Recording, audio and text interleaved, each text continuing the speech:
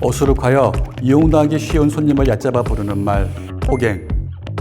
이 용어가 처음 등장한 곳, 그리고 현재도 이 말이 가장 자주 쓰이는 곳이 바로 휴대폰 시장입니다. 고객을 호갱으로 전락시키는 휴대폰 시장의 문제점은 무엇일까요? 지금의 5G 시대에 걸맞은 해법은 과연 없는 걸까요?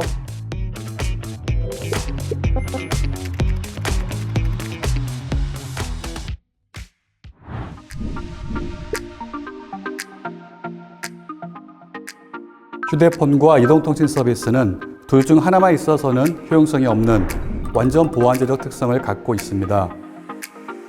이동통신사들이 가사의 서비스를 단말기와 묶어 파는 것이 당연하게 여겨지는 이유죠.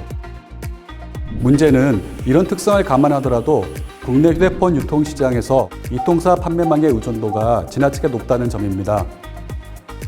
한 글로벌 시장조사 업체에 따르면 전 세계 기준 이통사 판매 채널의 판매 비중이 일반 소매 채널 비중의 절반에 불과한 반면 우리나라는 이통사 채널의 비중이 무려 91%에 달했습니다. 온 오프라인 시장에서도 독특한 점이 발견됩니다. 우리나라에서 오프라인을 통한 휴대폰 판매 비중은 81.5%로 글로벌 대비 5.5%포인트 높습니다. 특히 순수 온라인 소매 채널의 비중이 전 세계 평균 14.2%인 반면 우리나라는 1.7%에 불과한 것으로 조사되었습니다. 우리나라는 국토가 작아 오프라인 매장 접근성이 좋습니다.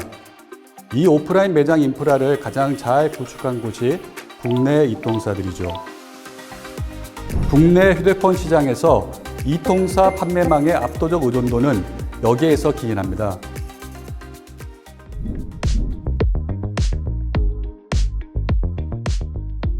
우리나라에서의 대체적인 유통 흐름은 제조사가 이통사에, 이통사는 대리점에, 대리점은 판매점에 단말기를 순차적으로 공급하는 식입니다. 대리점과 판매점을 연계하는 중도매점도 존재하죠. 일반 가전제품의 중간 유통 단계가 많아야 한두 곳에 그치는 데 비해 휴대폰 시장은 훨씬 더 다단계적 유통 구조를 가지고 있는 셈입니다. 통상적으로는 제조사가 직접 판매를 하지 않고 중개인을 두면 경쟁 효과로 인해 소비자 후생이 올라간다는 연구 결과가 많습니다. 과연 국내 휴대폰 시장도 그럴까요?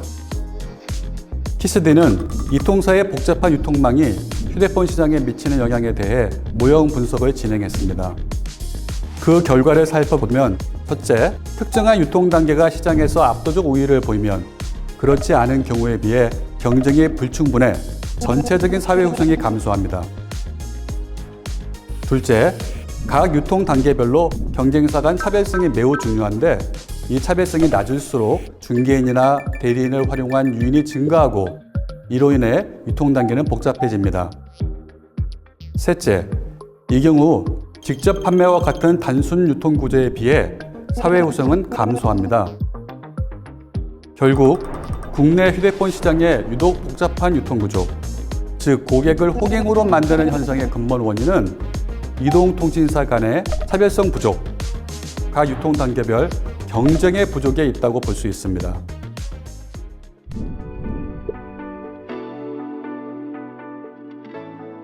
이번 연구 결과를 감안하면 우리 정부는 5G 시대를 맞아 단말기 유통법 등 제도 정비를 통해 유통 채널의 경쟁을 보다 활성화시키는 데 주력할 필요가 있습니다. 예를 들어 제조사와 유통사 간 단말기 공급과 관련한 공정거래 관련 규정을 작업제 단말기 유통 채널도 포함시키는 방향으로 확대하는 것을 검토할 수 있습니다. 온라인 유통 채널과 작업제 단말기 확산을 위해 온라인 가입을 활성화하고 인증수단을 다양화하는 등의 제도적 개선도 필요합니다. 복잡한 단말기 유통 구조를 효율화하기 위해선 이통사, 유통점 등 여러 단위에서 차별화된 사업자가 등장하는 게 중요합니다.